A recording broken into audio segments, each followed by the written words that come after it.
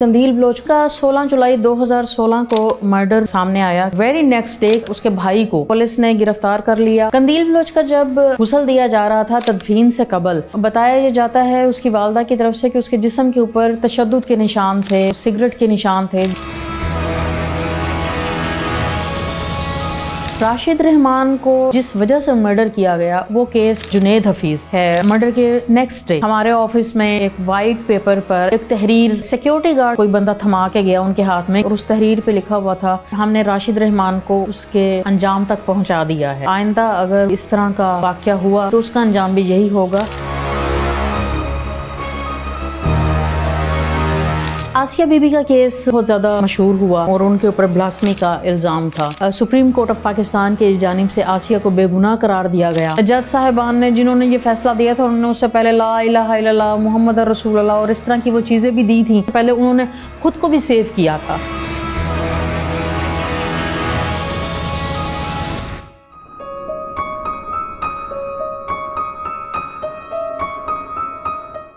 میں نے 2008 میں صحافت کا آغاز کیا تھا۔ فیملی بیک گراؤنڈ جو میرا تھا وہ جرنلزم کا ہی تھا، میرے والد پھر میرے بھائی، تو مجھے لگتا تھا کہ مجھے جرنلسٹ ہی بننا ہے۔ 2008 سے میں نے جب صحافت کا آغاز کیا، اور ساؤتھ پنجاب میں صحافت کرنا کوئی آسان نہیں تھا، وہاں پہ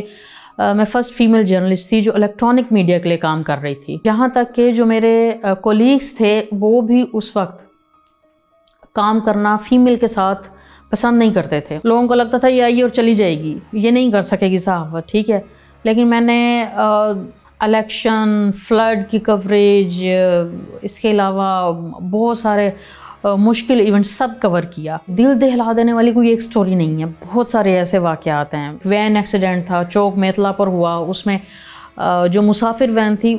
وہ آگ لگی، وہ بلاسٹ ہوئی اور ایسے اڑ گئی۔ اس میں جو لوگ تھے سب کے سب مسافر وہ وہیں بیٹھے ہوئے تھے اور وہیں کی وہیں وہ راکھ بنی ہوئی تھی۔ یہ واقعہ بھلایا نہیں جا سکتا۔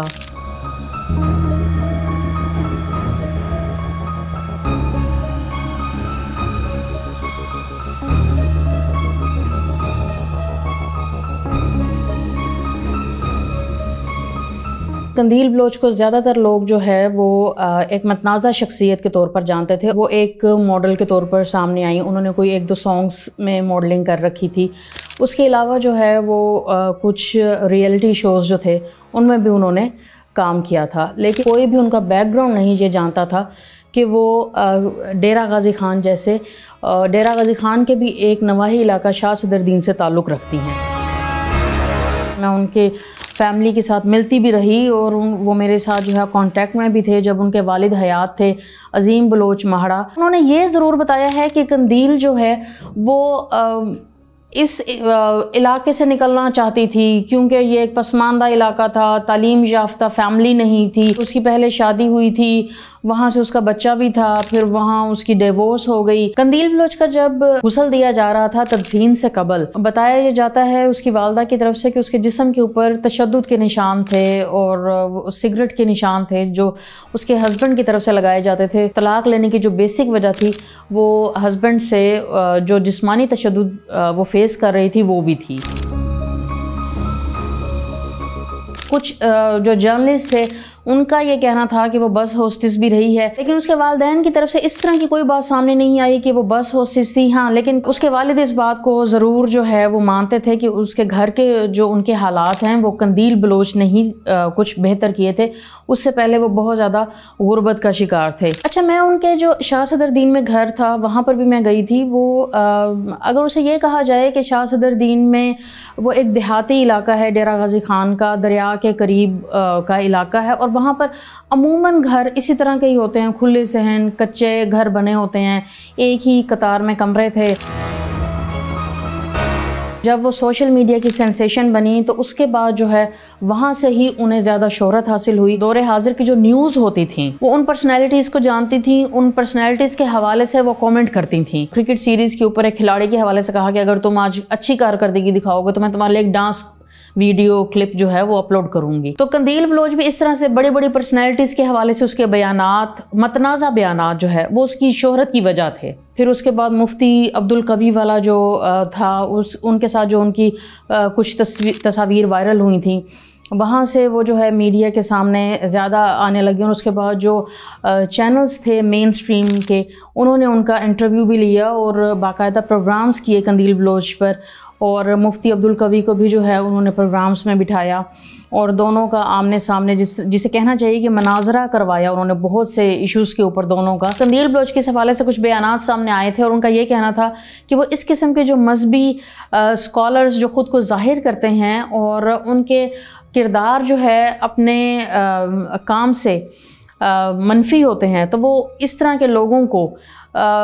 سامنے لانا چاہتی ہیں، ان کا چہرہ دکھانا چاہتی ہیں دنیا کو، اس لیے انہوں نے مفتی عبدالقوی کے ساتھ وہ سیلفی لی۔ مفتی صاحب سوشل میڈیا کے اوپر جب ان کی اس قسم کی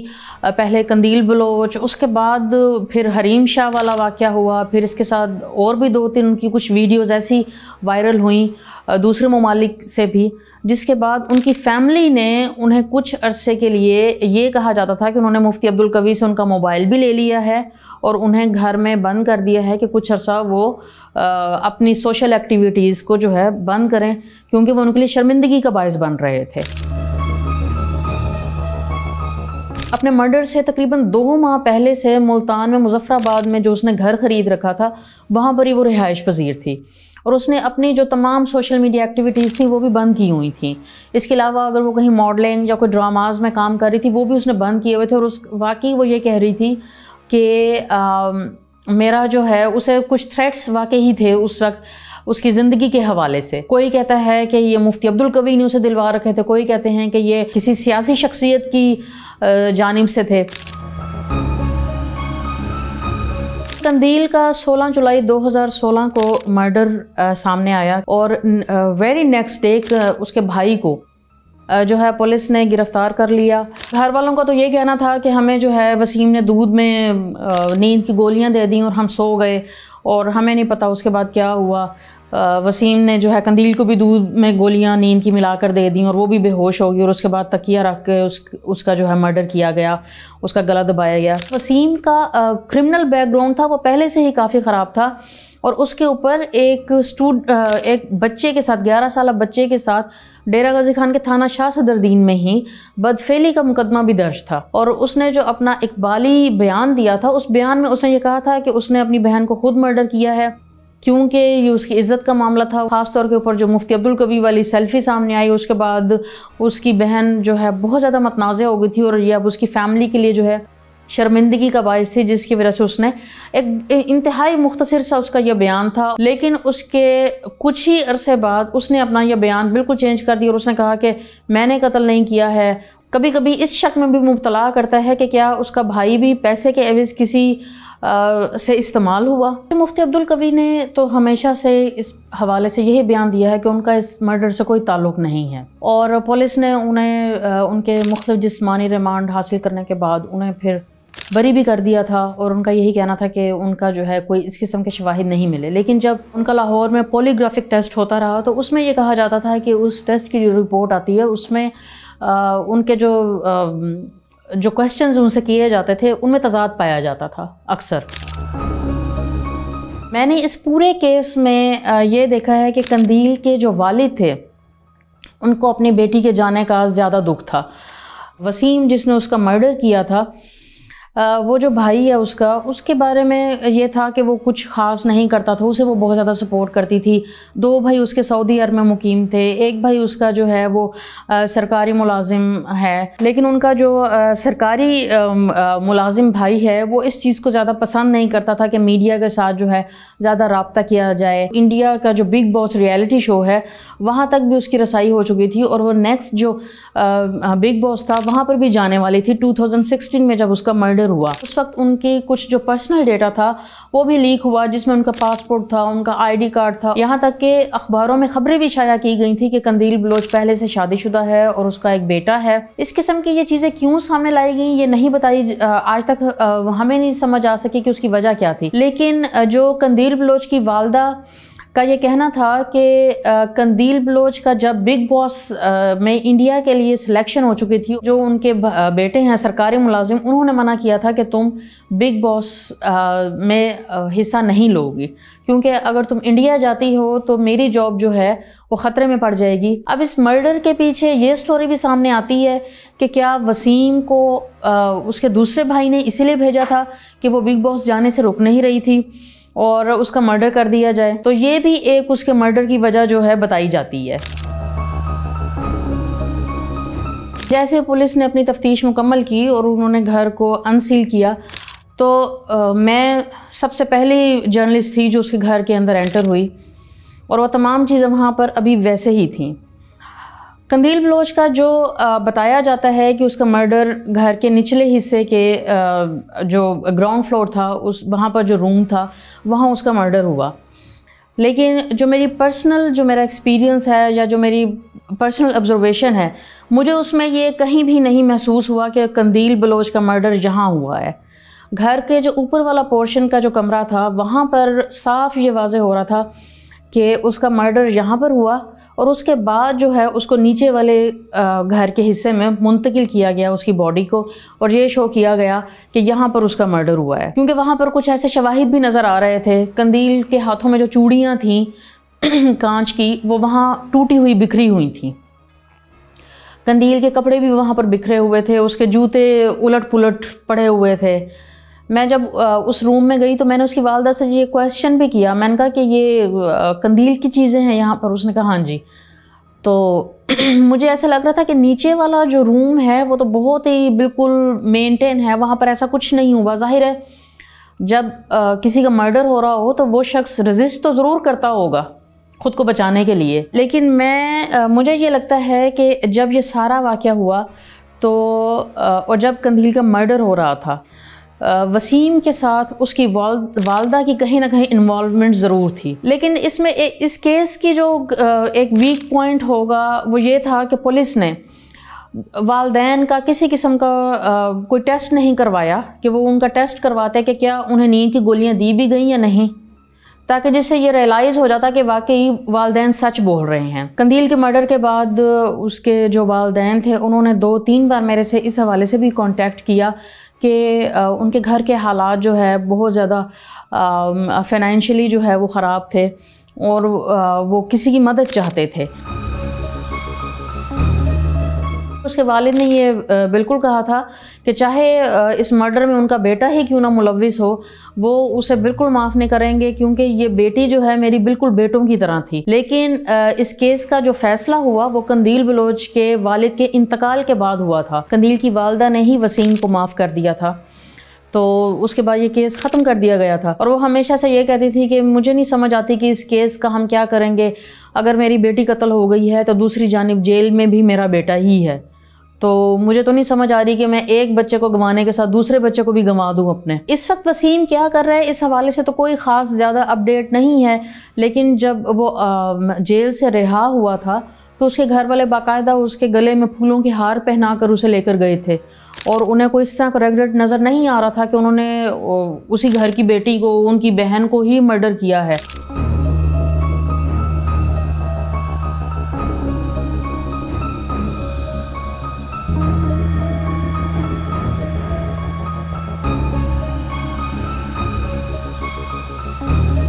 راشد رحمان بیسیکلی ایک سینئر ایڈوکیٹ تھے سپریم کورٹ کے، لیکن انہیں جو ان کی شہرت تھی وہ انسانی حقوق کے جو تنظیم ہے اس کے وہ ساؤتھ پنجاب کے کوارڈینیٹر تھے، اس حوالے سے وہ زیادہ جانے جاتے تھے، اور وہ ایسے لوگوں کے کیس فری آف کاسٹ لڑا کرتے تھے جو کہ ہماری سوسائٹی کے پسے ہوئے طبقے سے تعلق رکھتے ہیں، جن میں خواتین کے کیسز ہوتے تھے زیادہ تر، اس کے علاوہ مختلف اقلیتوں کے اور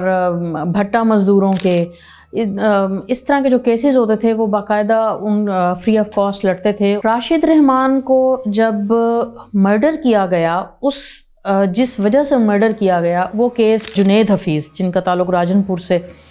ہے، اور ان کے اوپر C-295 کا مقدمہ درج کیا گیا۔ جنید حفیظ ایک انگلش کے وزٹنگ لیکچرار تھے بہاؤالدین ذکریہ یونیورسٹی کے انگلش ڈپارٹمنٹ میں۔ امریکہ کی یونیورسٹی سے وہ پڑھ کر آئے تھے اور اس کے بعد وہ یہاں پر آ کر وزٹنگ لیکچرار تھے. کہا یہ جاتا ہے کہ کیونکہ تھوڑے ذہین تھے وہ اور ادھر آ کر انہوں نے اچھی کارکردگی دکھائی تو ان کے پرماننٹ ہونے کے چانسز تھے.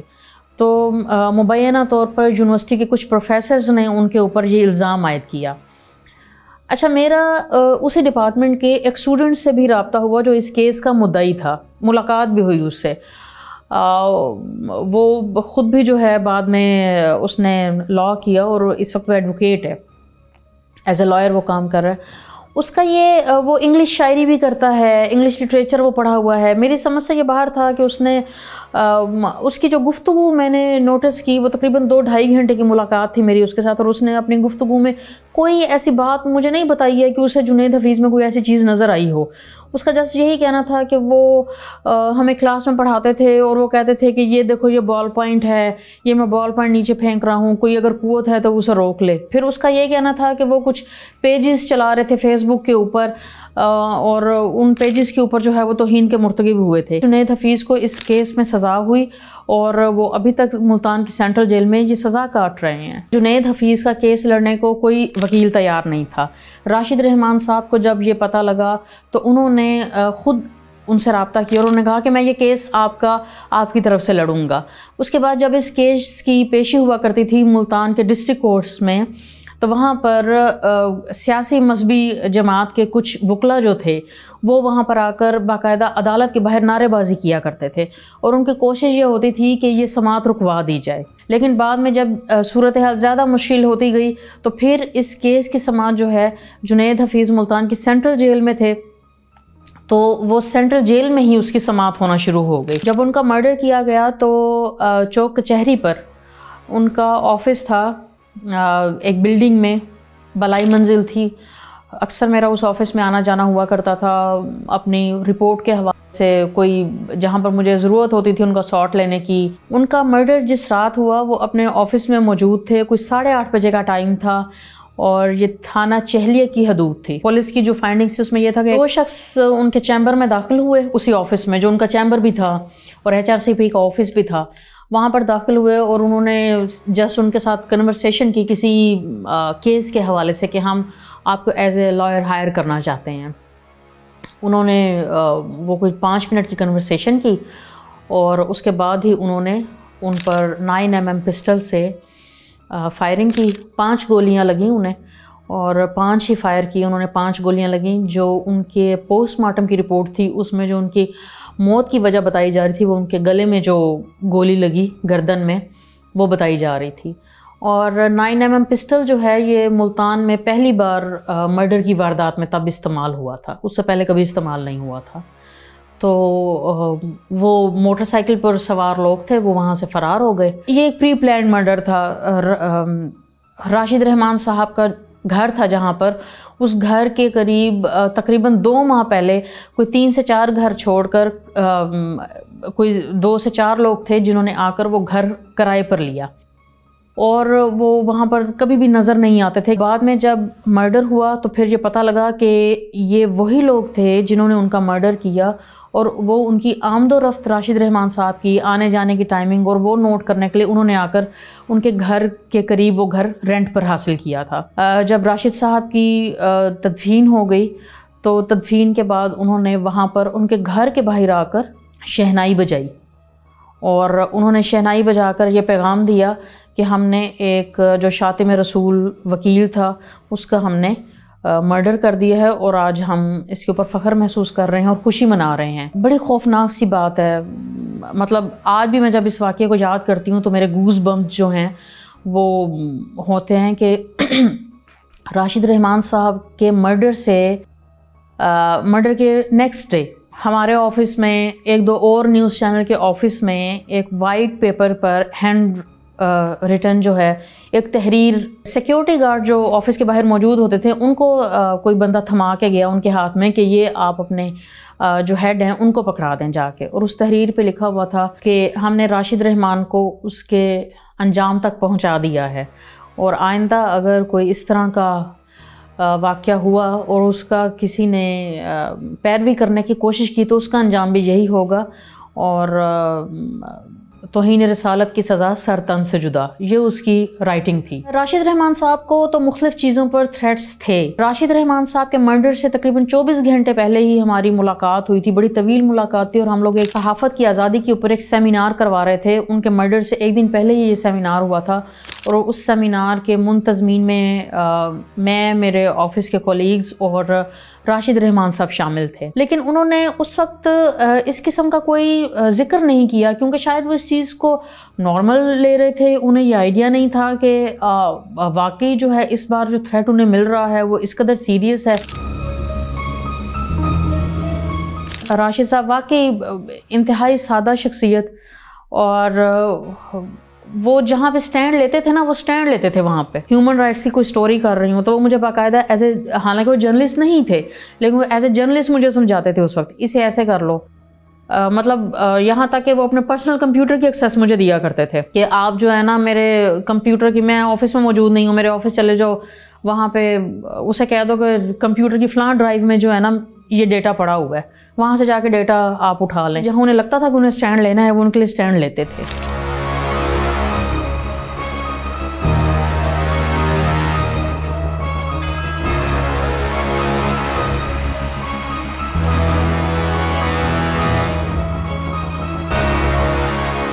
آسیہ بی بی کا کیس بہت زیادہ مشہور ہوا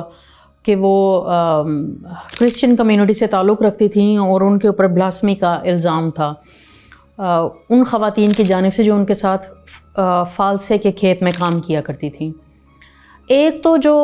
اس کیس کا سامنے آیا تھا وہ یہ تھا کہ آسیہ بی بی کے ساتھ اس کھیت میں جو خواتین کام کرتی تھیں، آسیہ ان سے زیادہ فالسے توڑا کرتی تھی، اور اس کی انکم ان سے زیادہ ہو جاتی تھی روزانہ کا جو یومیہ معاوضہ ہوتا ہے۔ اس سے خواتین نے جیلس ہو کر اس کے اوپر بلاسمی کا الزام لگایا۔ دوسرا ایک یہ بھی بات سامنے آئی کہ آسیہ نے اس گلاس میں پانی پی لیا تھا جس میں مسلمان خواتین پانی پیتی تھیں، اور انہوں نے کہا کہ اس نے ہمارے نبی صلی اللہ علیہ وسلم کے حوالے سے شان میں گستاخی کی ہے۔ دیکھیں کیونکہ آسیہ بی بی کا تعلق جو ہے کرسچن کمیونٹی سے تھا، تو اس حوالے سے جو ہے جو انٹرنیشنل کرسچن کمیونٹی تھی ان کی طرف سے کافی پریشر تھا آسیہ کو رہا کرنے کے حوالے سے، یہاں تک کہ جو پوپ فرانسس تھے ان کی طرف سے بھی یہ دیا گیا تھا بیان کہ آسیہ کا نام لے کے باقاعدہ کہ اس کو رہا کیا جائے۔ پاکستان کے جو اقلیتیں تھیں ان کی طرف سے ایسا کوئی پریشر نظر نہیں آیا تھا، یہاں تک کہ میں نے جب اس واقعے کو میں رپورٹ کر رہی تھی تو میں نے کچھ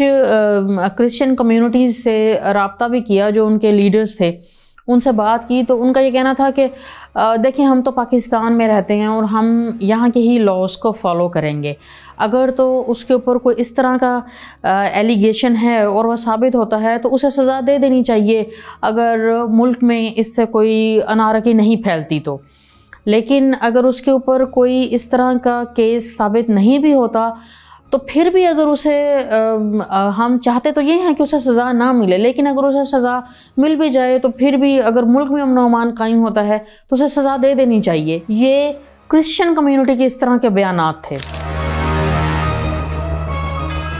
اس کیس کو میں نے تب کور کیا جب آسیہ کے حق میں فیصلہ آ چکا تھا، اور Asiya supreme court of Pakistan کی جانب سے آسیہ کو بے گناہ قرار دیا گیا، اور اس کے اوپر کسی طرح سے یہ ثابت نہیں ہوا کہ وہ توہین کی مرتکب ہوئی ہے۔ جج صاحبان نے جنہوں نے یہ فیصلہ دیا تھا انہوں نے اس سے پہلے لا الہ الا اللہ محمد رسول اللہ اور اس طرح کی وہ چیزیں بھی دی تھیں، اس سے وہ ظاہر ہے وہ یہ ظاہر کرنا چاہ رہے تھے کہ وہ پاکستان جیسے ملک میں اس طرح کا جب وہ ایک فیصلہ دے رہے ہیں تو اس کے اوپر ججز کی کہ مذہب کے اوپر کوئی کویسچن نہ آ جائے یا وہ توہین کے مرتکب نہ ہو جائیں، تو اس سے پہلے انہوں نے خود کو بھی سیو کیا تھا۔ جب اس کے حق میں یہ فیصلہ آیا تو سپریم کورٹ کے خلاف اور پاکستان حکومت کے خلاف جو ہے بہت زیادہ مظاہرے شروع ہو گئے، چلاؤ گھیراؤ ہوا، بلکہ وال چاکنگ بھی کی گئی مختلف شہروں میں کہ آسیہ بی بی کو اگر سپریم کورٹ نے یا حکومت پاکستان نے سزا نہیں دی ہے تو وہ اسے خود سزا دیں گے، اور اس کے اوپر انہیں کسی عدالت کی یا کسی ریاست کی ضرورت نہیں ہے کہ وہ ان سے یہ فیصلہ لکھوائیں۔ اسپیشلی ان دنوں مولانا خادم رضوی صاحب کی جو جماعت تھی وہ کافی زیادہ اس کے اوپر جو ہے سٹینڈ لیا ہوا تھا اس جماعت نے، اور ان کے ہی جو لوگ تھے وہ بہت زیادہ سڑکوں پر بھی نظر آ رہے تھے. اور تب جو گورنمنٹ آف پاکستان کو سمجھ آیا کہ اس وقت اس کی سیکیورٹی جو ہے وہ بہت زیادہ ضروری ہے، اور اسے ملتان کی وومن جیل میں شفٹ کر دیا گیا. اب دو چیزیں کنفیوزنگ تھیں، سینٹرل جیل اور وومن جیل ملتان میں بالکل قریب قریب ہیں. کبھی ہمارے سامنے یہ بات آتی کہ آسیہ بی بی جو ہے وہ وومن جیل میں ہے، کبھی آتی کہ اسے سینٹرل جیل میں منتقل کر دیا گیا، لیکن اسے ایئرپورٹ پہ خصوصی طیارے کے ذریعے جو ہے ملتان ایئرپورٹ پہ لایا جائے گا، اور وہاں سے اسے جیل میں منتقل کیا جائے گا، اور پھر وہیں سے ہی اسے ایئرپورٹ پہ لا کے کسی دوسرے ملک منتقل کر دیا جائے گا. اب وہ 7 سے 8 دن تھے، وہ اتنے انٹینس دن تھے کہ تمام دن ملتان کی جو سینٹرل اور وومن جیل تھی اس کے باہر ڈیوٹی دی ہم نے کہ اب جو ہے آسیہ بی بی کو رہا کیا جائے گا، اب آسیہ بی بی کو رہا کیا جائے گا. وہیں پر ایئرپورٹ جو ہے ملتان کا وہ مکمل سیل تھا، لوگوں کی آمد و رفت پہ بھی نظر رکھی جا رہی تھی کہ کس وقت جو ہے، لیکن لگ یہ رہا تھا کہ آسیہ بی بی کو کسی ایسے وقت نکالا جائے گا جب لوگ جو ہے زیادہ نہیں ہوں گے سڑکوں پہ، یا بالکل خاموشی سے اسے روانہ کر دیا جائے گا تاکہ کوئی جو مظاہروں کا سلسلہ جاری ہے اسے تھوڑا سا وہ کم ہونا شروع ہو جائے. تقریباً 7 سے 8 دن بعد ہمیں یہ پتہ لگا کہ آسیہ بی بی کو شفٹ کر دیا گیا ہے، اور اب Asiya be be Multan jail میں نہیں ہے. اس دوران جیل کے باہر جو ہے بہت سارے ایسے لوگ بھی نظر آتے تھے جو ہر وقت اس آڑ میں ہوتے تھے کہ جیسے یہاں آسیہ بی بی کی روانگی ہوگی یا آمد ہوگی تو ہم جو ہے بس یہاں پہ اسے فوری طور کے اوپر جو سپریم کورٹ نے اسے سزا نہیں دی ہے اس سزا کو ہم دیں گے. اچھا، آسیہ بی بی کو جب اس کیس کا فیصلہ آیا تو اس کے بعد یہ کہا گیا کہ اب اسے ملتان کی جیل میں رکھا جائے گا، وومن جیل میں. وہ 7 دن تھے، 1 ہفتے کا ٹائم تھا، اور اس کے بعد یہ شو کیا گیا کہ آسیہ بی بی اب اس جیل میں نہیں ہے، لیکن یہ کہا گیا کہ وہ پتہ نہیں کہاں گئی ہے. جیل کی انتظامیہ کہتی ہمیں نہیں پتہ، اسے یہاں سے لے جایا گیا ہے. یہاں تک تو بات سمجھ آتی ہے، لیکن ہمیں اس کے آنے کے بھی شواہد نظر نہیں آئے اور جانے کے بھی شواہد نظر نہیں آئے. ایز اے رپورٹر میرا یہ اپنا پرسپیکٹیو ہے کہ میں بھی لوگوں کی توجہ ہٹانے کے لیے یہ بھی ہو سکتا ہے کہ یہ کہا گیا ہو کہ وہ ملتان اسے رکھا گیا ہے اور اس دوران ہی اسے منتقل کر دیا گیا ہو دوسرے ملک. ابتدائی اطلاع تو ہماری تو یہی ہے کہ اسے کینیڈا منتقل کیا گیا تھا، کوئی کہتا ہے کہ اسے ہالینڈ بھی کیا گیا تھا اس سے پہلے. آسیہ کیس کے بعد جو چرچز تھے ان کی سیکیورٹی بڑھا دی گئی تھی. اس سے پہلے چرچ میں تھوڑی سی چیکنگ کے بعد جو ہے مسلمز کو بھی کسی موقع کے اوپر انٹر ہونے کی پرمیشن ہوتی تھی ایز اے رپورٹر، لیکن آسیہ بی بی کے کیس کے بعد وہ پابندی لگ گئی تھی کرسچین کے چرچز میں کہ اب میڈیا بھی الاؤ نہیں ہے اور صرف کرسچین کمیونٹی کو اس میں آنے کی اجازت تھی. وہ اس کیس میں 8 سال کی سزا کاٹ چکی تھی. ظاہر ہے وہ 2 چھوٹے بچوں کی ماں تھی اور وہ ان 8 سالوں میں اپنے بچوں سے بھی دور رہی تھی. اس کی فیملی سے بات ہوئی تھی میری ایک دفعہ، تو انہوں نے یہ کہا کہ وہ 8 سال جو اس نے جیل کاٹی ہے وہ اس کے بچوں کو اس دوران جو اذیت ملی، جو اس کے بچے بغیر ماں کے رہے، وہ سال واپس نہیں آ سکتے ہیں. مشال خان ان کو سنسار کیا گیا، ایون پولیس ڈر رہی تھی. ان کی جو نماز جنازہ تھی اس میں یہ کہا جاتا تھا کہ ایک کافر کی نماز جنازہ نہیں ہوتی، اور لوگ کترا رہے تھے، یقیناً لوگ نہیں آ رہے تھے نماز جنازہ کے. ڈاکٹر شکیل افریدی سرکاری ملازم تھے، ان پر جو الزام ہے وہ کالعدم تنظیموں سے تعلق کا الزام ہے. کہا جاتا ہے کہ انہوں نے اسامہ بن لادن کی نشاندہی میں مدد دی تھی CIA کو. ڈاکٹر شکیل افریدی کو جب یہاں لایا گیا اس کے بعد 2-3 مہینے تک مجھے نہیں یاد پڑتا کہ میں نے رات بھی سو کر گزاری ہو. اطلاعات ہوتی تھی کہ ڈاکٹر شکیل افریدی کو اور ڈاکٹر عافیہ کو آپس میں ایکسچینج کر لیا جائے گا. ایسا کیس بھی ہوا جس میں خواجہ سرا انتقال کر گئے، ان کی نماز جنازہ کوئی بھی ادا کرنے کے لیے تیار نہیں تھا. ایک ایسے شخص نے، ایک ایسے مولوی صاحب نے 50,000 روپے لے کے ان کی نماز جنازہ ادا کی. اس کے بعد اس خواجہ سرا کی تدفین ہوئی.